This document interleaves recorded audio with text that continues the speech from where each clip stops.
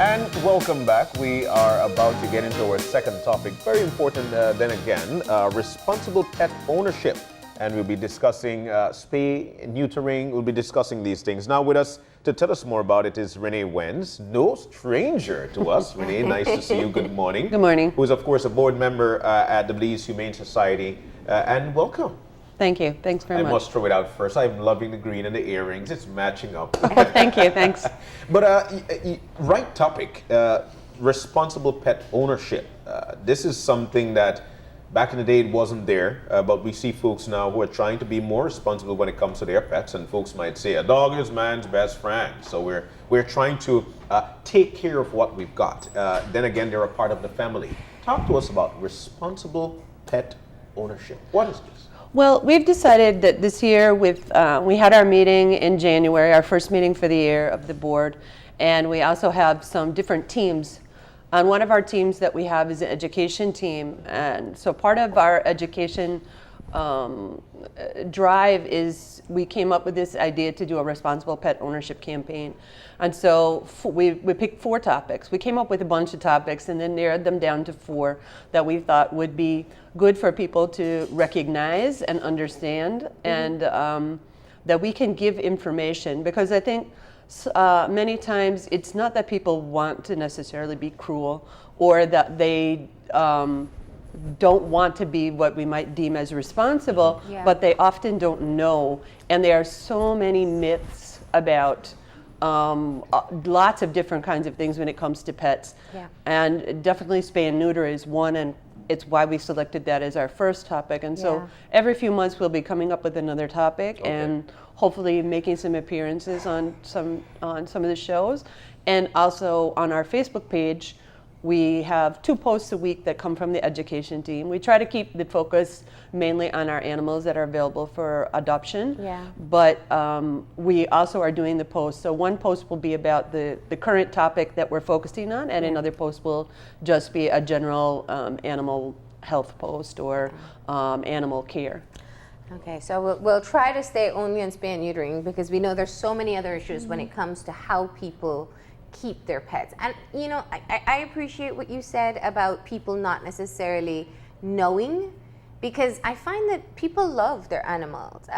They perhaps just don't do things that or they perhaps do things not realizing they may be harming their animals, like keeping them tied all the time or in a very restrictive space. But and also not spaying or neutering. So let's start with some of the myths there, because I have heard so many as to why you should not spay and you should not neuter. Well, one of the big ones for spay and neuter is people tend to equate an animal. They give it a human personality. So they tend to equate somehow that the dog is going to miss some kind of sexual desire, or it's not fair to the dog to take that away from the dog. Animals, they have sex based on instinct. Human beings are the only animal. Well, there are some primates, I think that there's some discussion about whether they have sexual behaviors for pleasure or for entertainment or whatever, like human beings. But mainly dogs and lots of other animals, they have particular times when the female is in heat that is not under her mental control, and it is simply an instinct to procreate. And so that's one of the reasons, that's one of the myths, that people think a dog is going to miss it.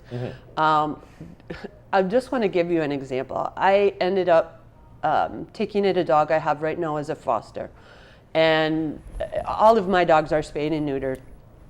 And this dog came, and and he's not a big dog. He's probably 35 pounds. He's what you would call a medium-sized dog. And I have about almost a 6-foot fence. And he was literally able to jump up and scale that fence. Wow. He was... Because of the instinct. Yes, he was going for the gate, and he was trying to push his way under everything to get out. Now, he was a stray that was found by the girls at St. Catherine Academy. He wandered onto their campus. He had injuries to his neck, so perhaps he had been tied because they could not keep him in a yard. And I had the dog for about 4 days, and that behavior persisted. That people in my neighborhood, there are a lot of people in the neighborhood where I live who have what I call owned strays. Yeah. Their dogs have a collar. The dogs are always on the street. They're always running about. And when one of the females is in heat, then there's a lot of commotion. And so we knew that there was a female or two in heat in the neighborhood, and the dog was just driven. Took him to get neutered, and he was neutered, and literally the following day, the behavior stopped. Yeah. Really? He has not tried to jump the tall fence. He goes to the other fence, but when he was going initially, before he was neutered, his tail was wagging like crazy, and now he goes and he sits with his back to the fence. Yeah. So facing the house. His behavior just, and I've not seen it happen that quickly. Yeah. Usually it takes some time for the hormones to go out through the system, but just a behavior like that Yeah. to change. And he's not unhappy. He's very happy. Very Yeah. happy. He's very playful. He plays with the other dogs. He's a young dog, and that's not going to change. He barks when people come to the yard, and he's not even my dog. Yeah. He's a foster. But so a lot of The times, protective instincts remain. and I believe it, in some ways they're even a little bit better because the dog is staying in your yard. Yeah. They're less likely to leave to go looking for a mate. And so they have more of a connection to that space, whereas dogs that are out roaming all the time, they think all the space is theirs. And so anytime a dog comes around them, they're going to be barking and carrying on, but it's not necessarily that that's their space. Okay. And then they're not home. A lot of the dogs are roaming at night, so they're not even home to protect your yard at the time when you would most want them to protect your yard. Yeah. So I think that's one of the things that, and the females too actually try to get out as well sometimes. Yes. If the males don't come If to there them. is, yes. So I always remember one of the vets showed a picture of a female, beautiful, it looked like a house dog, its entire stomach was cut because Oh, it wow. got stuck in a gate trying to get out because she was in heat. So that escape tendency sometimes is driven by not being spayed and neutered. Most of the Yeah. time, as far as I would know, yeah. So that's one reason. If you have a dog that loves to leave the yard no matter how hard you try to fence them in, that's one thing you can do. But I know sometimes people are concerned because they feel that if it's a dog they have in their yard as a watchdog, that they will lose their aggression. Is that the case? Well, aggression towards other dogs, yes. And if you have multiple dogs, that is, you usually want that. You don't want your dogs to be fighting with each other or trying to escape to get into a fight out there because they can be injured and all of that. But as far as protecting you and your home, no.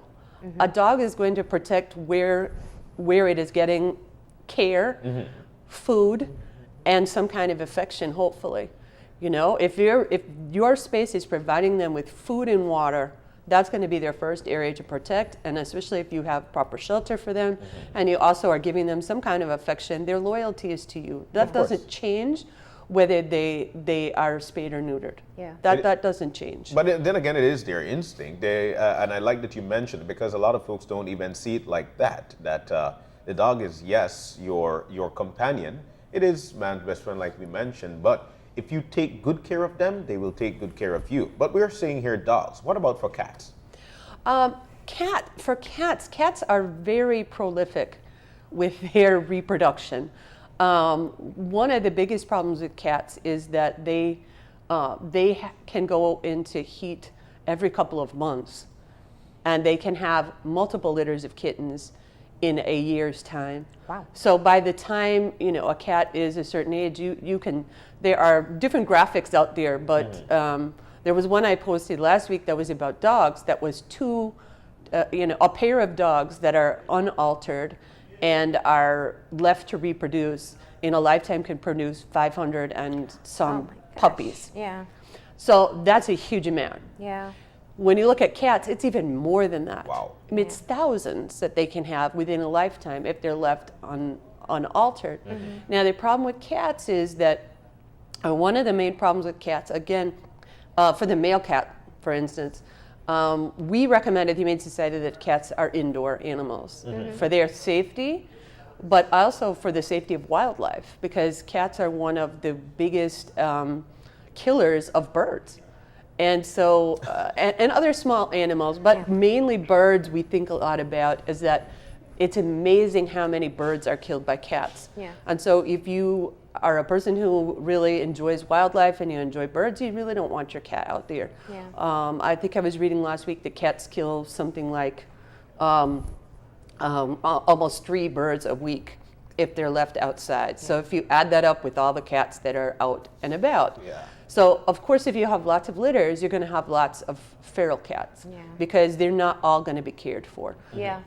People are often dumping, and we see that a lot at the Humane Society. We get calls about litters of cats and litters of puppies that have been dumped, kittens. They're just left, they're tied up in a crocus bag and thrown in the bush. Gosh. We just had that last week with some puppies. That somebody tied them in a crocus bag and threw them in the bush, and somebody happened to be walking by and heard them crying. Day-old puppies and kittens left in a box in the sun. You know, these are things that just happened in the last 2 weeks that we took That in. happens in Belize, in case people still doubt it. Well, yes, I See, mean, we get the calls here's all what the time. I think. Yeah, I find that people get a puppy and they love the puppy. You know, they may take them for their first, maybe second round of vaccinations or worming, or sometimes they go to the store and just get it and do it themselves. But that's it for care. You know, they don't do much else for the animals other than feed them and give them water, hopefully. The attempt to get people to now want to administer additional care to an animal that they never did, it will take a lot of drive. In other words, if somebody simply just gives their dog scraps every day, a dog that's tied in there, so they give them food, they make sure they have water.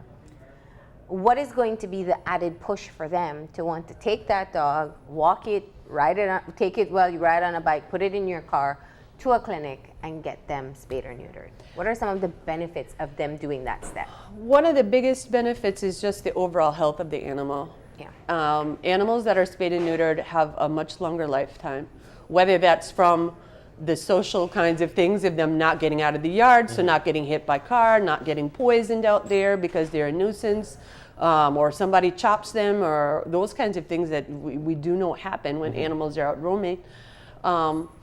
There's that. For whatever reason, they do just seem to be healthier. One of the main ones for dogs is the fact that there is a very, very contagious venereal disease that is a cancer, that are venereal tumors that are spread by sexual activity.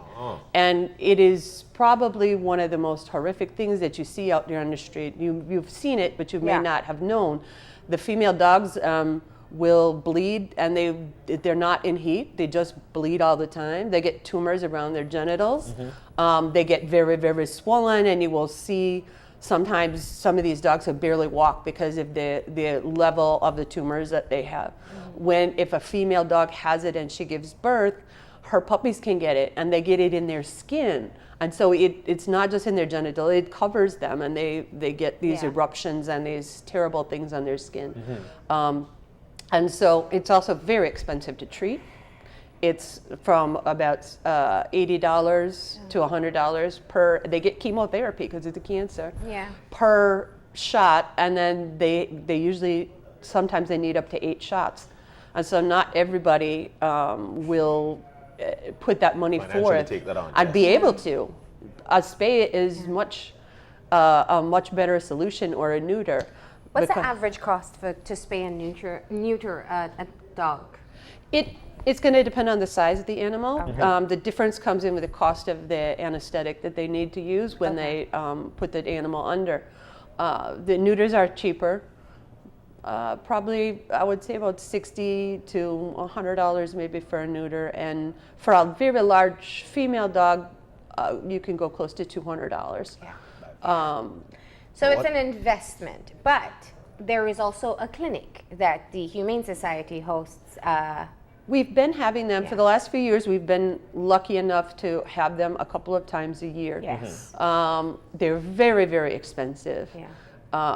Even if we get vets that come from outside, that are vets that are coming to volunteer, or like people that are in vet school that are coming to do volunteer, we still have a lot of costs associated with transportation, feeding the people that come, housing them, putting people in hotels.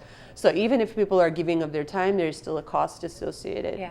One of the things that that I think that we would like to see, and I don't know how we can go about doing it, but we have not gotten into some of the areas that are more low income. And I think that is something that I know we really would want to drive for. Most of our clinics have been done at schools, and they've been done in places where there tends to be a little bit higher income. So a lot of the people that take advantage of the free clinic perhaps don't need to take advantage of the free clinic, could afford. And so people that maybe have less income, they might not have a vehicle to bring the animal, it's far. And so I think that's probably our next push, is to try to get into an area of a little bit lower income where people can walk their animals or bring them with their bicycle if they need to.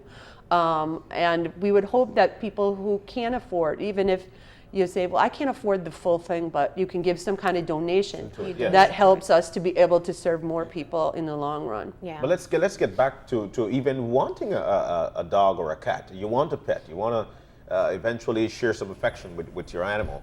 What's the weaning age for a dog or a cat? And then what's the best age for best age for it to be neutered or spayed? Because we would want to do it after listening to a conversation and said, oh, my dog is too big now. I don't want to do it because I'm afraid of what the outcome could be. So what's the best time for this? Usually the earlier the better. One of the things you'll notice the earlier is that they won't exhibit some of those behaviors, like with marking. Marking is a big thing with cats in particular, male cats in particular. And so if you wait too long and a male starts to mark up your house, which means they pee in every corner or on your furniture. Yes. And so if they're already doing that, then that behavior might already be a habit behavior and not so much sexually driven. And so if you can do it earlier, it depends on the vet, what they recommend, but about 4 to 5 months is early enough. Some will even do them younger. Some will say as long as the animal is 2 pounds, then they can do them. Humane societies tend to spay and neuter earlier because our job or our drive is to get animals homed and also make sure that the animals we home are not going to be reproducing and making unwanted litters. That's kind of counterproductive to our goals, is to reduce the number of unwanted animals. If we're adopting animals out and then their animals are having litters, then that's a problem for us. Now, another reason people don't spay and neuter is because they use their dogs for income. And they specifically go after particular breeds and simply have them mate, have puppies, have them mate, have puppies, have them mate, have puppies, over and over and over to make money. Yeah, we are kind of, if you frequent the buy and sell pages, there's even some dog breeder pages on Facebook. If you see them, you will see lots and lots of animals. And yes, particular breeds tend to be the ones that are being done. It maybe is not the best idea to purchase an animal that way, because people will say that they're full breed, but there's no determining that. And you also don't know the health or temperament of the dogs. I've witnessed a breeder who mates the female every single time, and the female is so... She's in poor condition, I imagine. Bone. It's a very unhealthy mother. Her first litter was probably her best, because after that, the body is so exhausted. So I don't even want to imagine the health of the puppies that she's getting, because she's maybe 2 years old and 4 litters in, or 5, going on 5. Sure. So I think that's one of the things people don't take into consideration as well. The health of the parents will affect the health of the dog that you will have, and the aggression and energy and people inbreed a lot of times. So they're breeding too close of relatives, and so those animals then are going to have some health problems. You're going to find things like hip dysplasia. They have lots of other issues, allergies and things like that can be very costly to treat. And the thing I always think is sometimes a street dog is maybe one of the healthiest dogs you can have, because they've lived through so much that it's a miracle they're still alive. And if you take a dog off the street and you bring it in and you give it a good home and good care and bring some of their health back, they are very loyal. one of the other things that we know is that there are people that are breeding some of these particular breed dogs for fighting as well.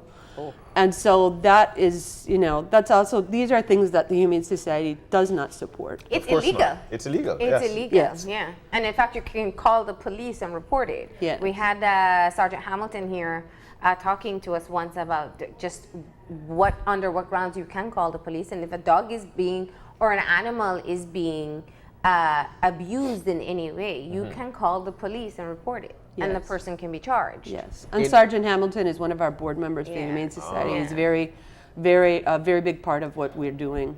So Marlene brought to light the fact that, okay, so we're getting a puppy, and what we'll do, we'll make sure he gets his shots and whatever nutrients he needs in growing up. Yeah. But how Till often? they're no longer small and cute. Yes, so that's true.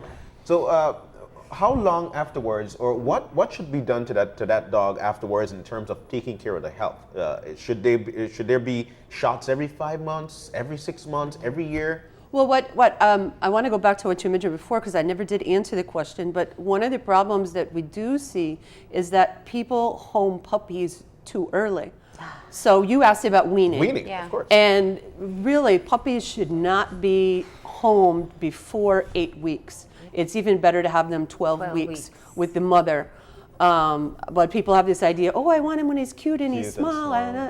Or But people they're not really believe necessarily in healthy. 6 weeks. I don't know where the 6 weeks came from. I don't know either. I know that's for I pigs. remember once responding to somebody selling dogs at 6 weeks, and I pointed it out. And I mean, they were very adamant that it was 6 weeks. But what is the difference between sending a puppy home at 6 weeks versus 12 weeks? There's a number of differences. One would just be the health. Yes. I mean, you want them to stay getting the nutrients from the mother. That's the more natural way. But a lot of it is behavior. I have a little dog that I got her, again, she's a Humane Society rescue, and she was probably about a month old when I got her. Yeah, she had been beaten up by a pit bull and was really a mess. And she does not have proper social skills. One of the things that mother dogs teach and their siblings teach each other is how to socialize. So when they do something wrong, the mother offers a correction. So what you see a lot of times in these dogs that are home very early are a lot of behavioral problems, particularly in understanding the limits of play. And so if you have a child or you have another dog in your yard, they will get into fights and arguments. They just don't seem to know how to socialize. And the mother teaches them bite control too, so they know how hard to bite when playing. Yes. And when they bite too hard, she gives them a correction. And their siblings won't play with them, so they learn that if you play too hard, you're not going to get played with. So if you are taking in a puppy before 12 weeks, know that you are also going to have challenges in raising that puppy. So if you can't get the breeders to hold on to them long enough, maybe the customers will now say, no, wait till 12 weeks before I take it. There's so much you can talk about responsible pet ownership. And I think you're right, spay and neutering may be the start. If we can cut down the number of unwanted animals in the country, it will give us a better opportunity to teach people about the other aspects. We spoke about the cost of it, and I think that obviously it's an investment for some people.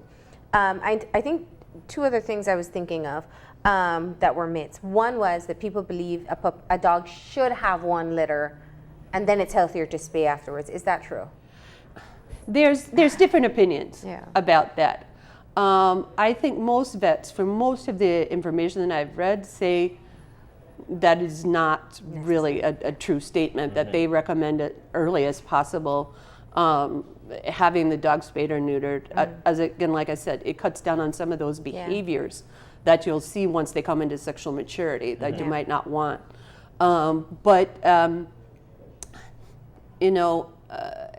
The difference usually lies in how old the animal is.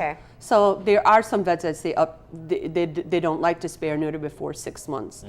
Some of the other care that you had asked about, for puppy care, they should be seeing a vet. They need regular worming.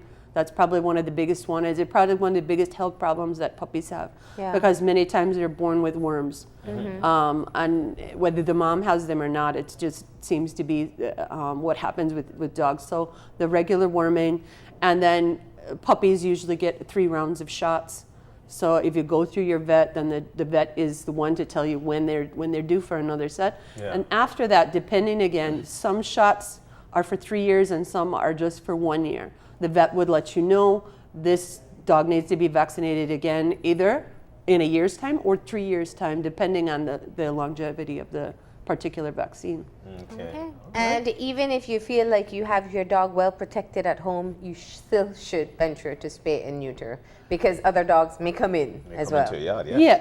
Yeah, and male dogs are notorious for being able to get in, and like you said, and female dogs sometimes will injure themselves trying to get out. It's, it's their instinct. This is what Absolutely. This is what they're but it was nice having you. It was definitely nice having you, and it's very important for you at home, if you've got your dog or you're thinking about it, to eventually make sure that you're responsible and you're a responsible pet owner. It's very important. And our cats too. Of course. Cats, yeah. All right. Well, thank you for being here, Renee. We appreciate it. We hope that we have convinced a few more people to be able to take their animal to get spayed and neutered. And they can always come to our page, to the Belize Humane Society page, and we have a message board there. If they just put education at the start of their message, and if they have a question about anything, spay or neuter, or any kind of health issues, we can hopefully direct them in the right direction. Please feel free to reach out and ask us. All right. Thank you. We're going to go ahead now and take a break, and when we come back, we'll be talking about the Belize Tapir Project, so stay tuned.